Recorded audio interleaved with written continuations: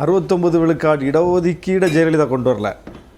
69 விழுக்காடு இடஒதுக்கீடு படிப்படியாக திமுக ஆட்சி காலத்திலும் கலைஞர் ஆட்சி காலத்திலும் எம்ஜிஆர் ஆட்சி காலத்திலும் உயர்த்தப்பட்டு கொண்டு வரப்பட்டது. அதற்கு ஒரு சட்ட அச்சுறுத்தல் வரும்போது ஒரு சட்ட பாதுகாப்பு கொடுக்க வேண்டிய நெருக்கடி ஏற்படுது 90களில்.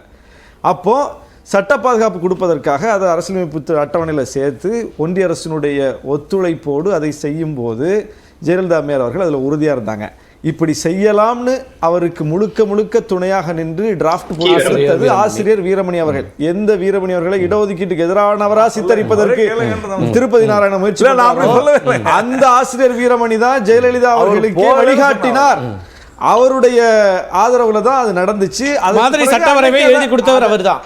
இன்னைக்கு கூட தான் தமிழ்நாடு அரசு ஒன்றிய அரசு எத்தனையோ கோரிக்கை வைக்குது. தமிழ்நாடு சட்டமன்றத்தில் தீர்மானம் போடுறோம், சட்டம் ஏற்றோம், ஏத்துட்டாங்களா?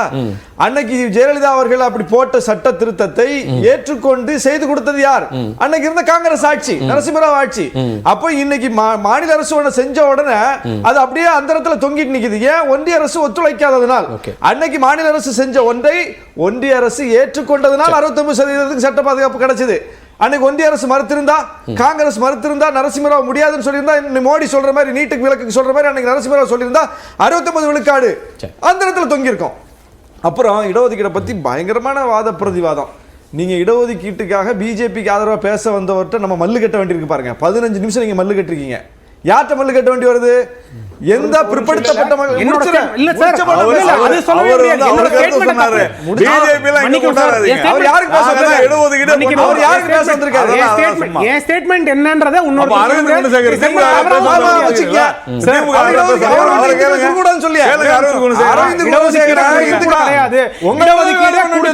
அதை மட்டும் தான் யுக்தியாக பயன்படுத்திக் கொள்கிறார்கள்.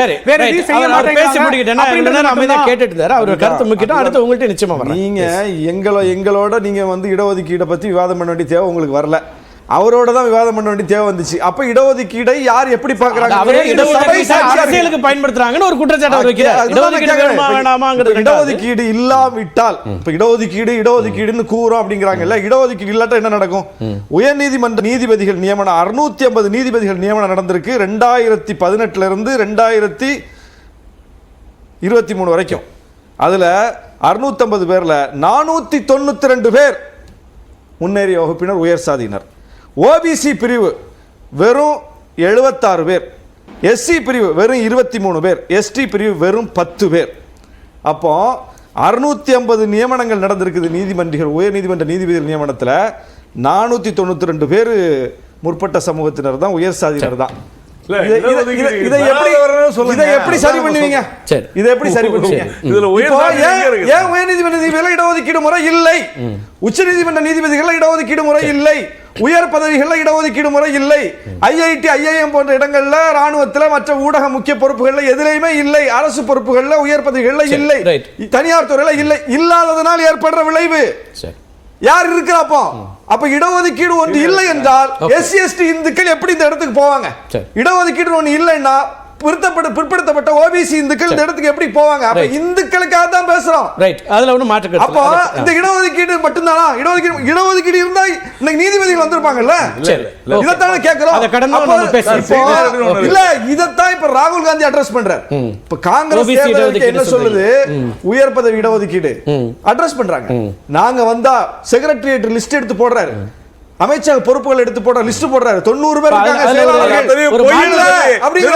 ஒரு மாற்றம் வந்திருக்கு அவங்க அணுகுமுறையில் பார்க்கணும். ஏன்னா அவங்க தான் அதிக ஆண்டு ஆட்சி பொறுப்புல இருந்தாங்க. முதல் அரசியலமைப்பு சட்ட திருத்தம் கொண்டு வந்தோம்ல, தமிழ்நாடு தானே கொண்டு வந்தோம். யார் செஞ்சு கொடுத்தா? பிஜேபி அரசாங்கமா, ஜனசங்க அரசாங்கமா? காங்கிரஸ் அரசாங்கம். முதல் அரசியலமைப்பு சட்ட திருத்த இடஒதுக்கீட்டுக்காக காங்கிரஸ் அரசாங்கம் தான் செய்து கொடுத்தது. அதுபோல 69 விழுக்காட்டு இடஒதுக்கீட்டுக்கான சட்ட திருத்தத்தை ஏற்றுக்கொண்டு செஞ்சு கொடுத்தது காங்கிரஸ் தான். மன்மோகன் சிங் ஆட்சி காலத்துல அதற்கான முன்னெடுப்புகள் நடந்திருக்கு பல விஷயங்கள்ல. அப்ப இடஒதுக்கீட்டு அவங்கள்ட்ட தான் நம்ம பெற்றிருக்கமே தவிர இவங்கள்ட்ட பெறல. வாஜ்பாயினுடைய 5 ஆண்டு காலத்தில் இடஒதுக்கீடு பெற்றோம்னு ஒரு குறிப்பு சொல்லுங்க. மோடியினுடைய 10 ஆண்டு காலத்தில் ஓபிசிக்காக, எஸ்சி எஸ்டிக்காக இடஒதுக்கீடு சூர்யா கேட்டாரா சார்? அதே நேரத்துல அவங்க என்ன கேள்வி கேக்குறாங்க? ஒரு விழுக்காடு இல்ல, அதுல மாற்று. ஆனா ஓபிசி இடஒதுக்கீடு இன்னும் கொடுக்கப்பட வேண்டிய தேவை இருக்குன்னு ராகுல் காந்தி நினைத்தார் என்றால் அப்ப கடந்த காலங்கள் அவங்களும் செய்யல ஃபெயில் ஆயிருக்காங்க அப்படின்னு அதை பார்க்க வேண்டியிருக்கான்னு ஒண்ணு. 27% கல்வி நிலையத்துல அவங்க அவங்க தான் கொடுத்தாங்க. சார், யார் கொடுத்தா? கோர்ட் சொல்லுது. நான் அதான் கேக்குறேன். நீ ஏன் எந்த கொடுத்தா? கோர்ட் சேலஞ்ச் பண்ணி போனாங்க சார். கோர்ட் அத 9% இம்ப்ளிமெண்ட் பண்ண சொன்னுச்சு சரி, சார். இப்பவும் கோர்ட் சேலஞ்ச் தாங்க. 50 விழுக்காட்டுக்கு மேல இடஒதுக்கீடு போக கூடாது. கோர்ட் சேலஞ்ச் தான்.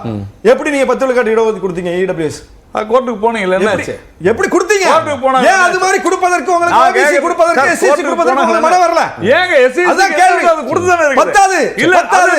இது நியாயமான பத்தாது. விஷயமா? SC ST உடைய விழுக்காட்டுக்கு ஏற்ப இடஒதுக்கீடு இருக்கா? நீதிமன்றம் தாண்ட முடியாதுன்னா இதுல நீங்க ஒரு இதுக்கு மட்டும் பதில் சொல்லுங்க. பத்தாதுன்றது தவறான SC ST உடைய விழுக்காட்டுக்கு ஏற்ப இடஒதுக்கீடு இருக்கா? ரைட். அது கடந்து OBC உடைய விழுக்காட்டுக்கு ஏற்ப இடஒதுக்கீடு இருக்கா? EWS அவங்க விழுக்காட்டுக்கு மேல கொடுக்குறீங்க. Right. தமிழ்நாட்டுல EWS முற்பட்ட சமூகம் எத்தனை பேர்? எத்தனை விழுக்காடு? அதுக்குதான் இப்ப கணக்கெடுப்பு தான் தெரியும். நான் சொல்றேன், அப்ப நீங்க யாருக்கான கட்சி என்றால் நீங்க OBC-க்கான கட்சி அல்ல, SC ST-க்கான கட்சி அல்ல, நீங்க முற்பட்ட சமூகத்தினருக்கான கட்சி. முற்பட்டனா யாரு சொல்லுங்க? EWS பத்தி கேட்டா உங்களுக்கு ஆத்திரம் வருது. யாருன்னு சொல்லுங்க. OBC SC ST-க்கான இடஒதுக்கீடு பத்தி கேட்டா அதுக்கு எதிரா பேசுறீங்க.